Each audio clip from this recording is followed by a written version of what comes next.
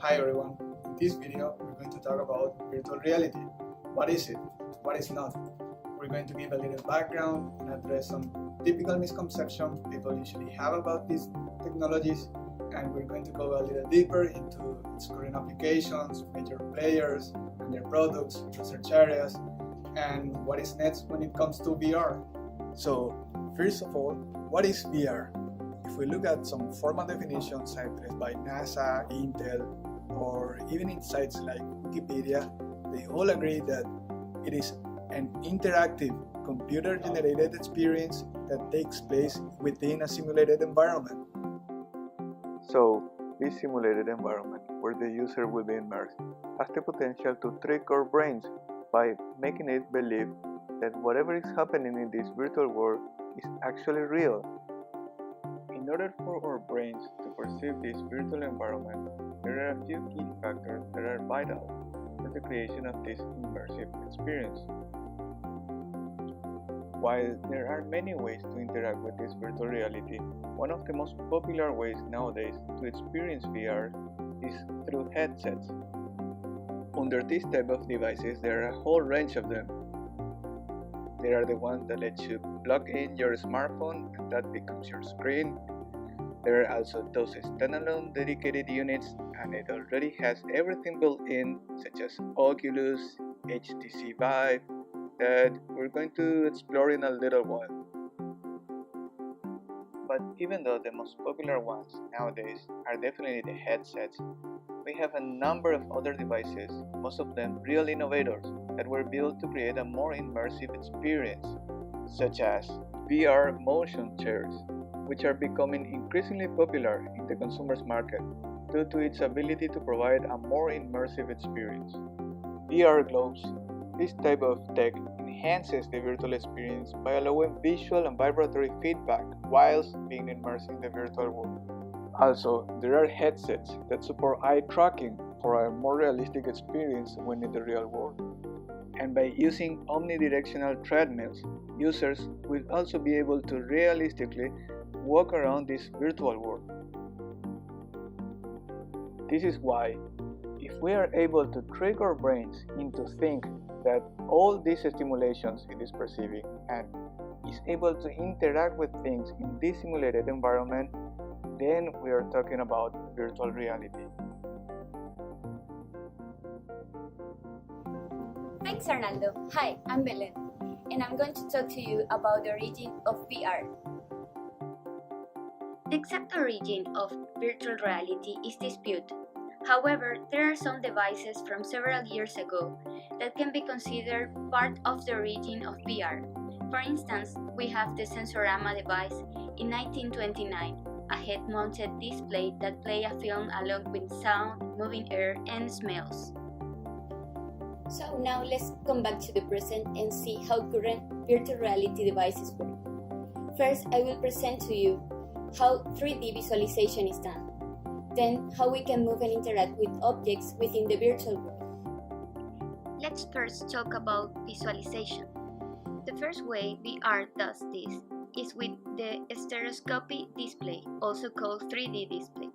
That is a device capable of creating depth perception to the person that is watching. This works by displaying two different angles of the scene to each eye, simulating depth. This, along with other ways to simulate depth, create an almost real-life experience. Even though different VR platforms have different specifications, there are standards to maintain to create a virtual world as real as possible. First, a minimum of 60 frames per second for frame rate and refresh rate is required, and a minimum of 100 degrees of field of view. If either of these standards requirements is not met, the user can experience latency or tearing, also called cyber sickness. We also can move and interact with the virtual world. First, we have mobile phones.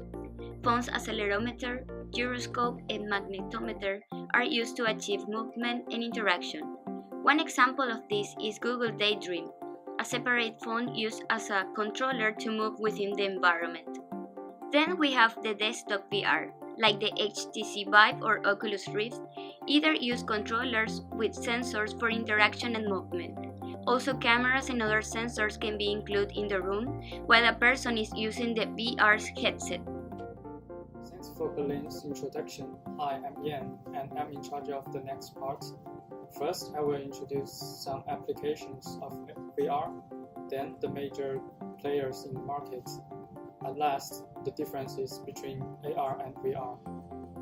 The technology of VR has been used in a large amount of fields such as military, education, entertainment, and film.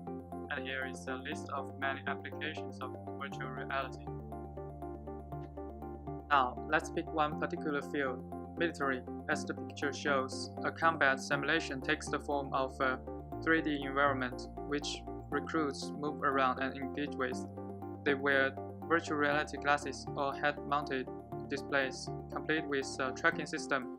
A virtual reality simulation enables them to do so, but without the risk of death or serious injury.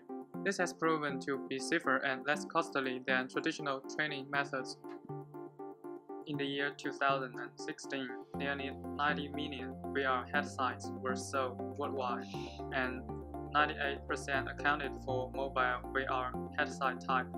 As shown in table, Google Cardboard accounts for the majority of the market due to its cheap price and early release, though it's not considered as the best platform to build complex games or interactive applications. Other players include Oculus. It was first launched as a Kickstarter project in 2012 and later acquired by Facebook. Samsung partnered with Oculus in September 2014 to build a Samsung Gear VR. Gear VR was built to be more consumer-oriented due to its lightweight, wireless, and is powered by Samsung mobile phones. HTC Vive, as we can see, is more oriented towards gaming and is considered biggest competitor to Oculus Rift in market as of now, because other major VR developers have devices more for specific platforms. Sony have combined their VR headset with their famous gaming hardware, PlayStation. At last, the difference between AR and VR. VR replaces reality, taking you somewhere else. AR adds to reality, projecting information on top of what you are already seeing. In conclusion, VR is a subset of AR. For example, with virtual reality, you can swim with sharks, and with AR, you can watch a shark pop out of your business card. Hi, I'm Janet. Thanks for Yano's introduction of VR's application. Here, I would like to talk about why the VR still doesn't become the mainstream application now, and what the new technology will help the VR to overcome those problems. So, as the Buy Intelligence survey shows, that most people only want to spend $400 to buy or to own the VR devices. But in the real market, if you want to have very good VR experience, at least you need to spend near $900 to buy a HTC Vive kit, that which include your headset and some external camera to check your movement. So why we need the external camera to check our movement? Because the majority of VR devices on the market now, such as HTC Vive, Oculus Rift, or PSVR, which all use a technology called outside-in technology. The outside-in tracking technology requires an external sensor to check the movement, so that the customer not only need to buy VR device itself, but also need to buy the external sensors. Besides, the customer have to buy a powerful computer as well. So the total cost for a customer who want to have a VR are very high. Moreover, now since VR devices now use outside-in tracking technology, it need to connect many cables, so it is still not wireless. People cannot just wear the headset to go to anywhere as they want. So here we have a new technology called inside tracking. With this technology will place the camera inside the device, and this device will look out to determine how its position is changing in relation to the external environment. As the video shows, using this technology, you only need to wear this headset and you can move around. You don't need to plug in any cables. Besides, this technology allows you to using AR with VR together. So in the futures, we can wear the VR, just wear the headset as like or wear the glasses, and we can move around. So I think in the futures, VR will become our future.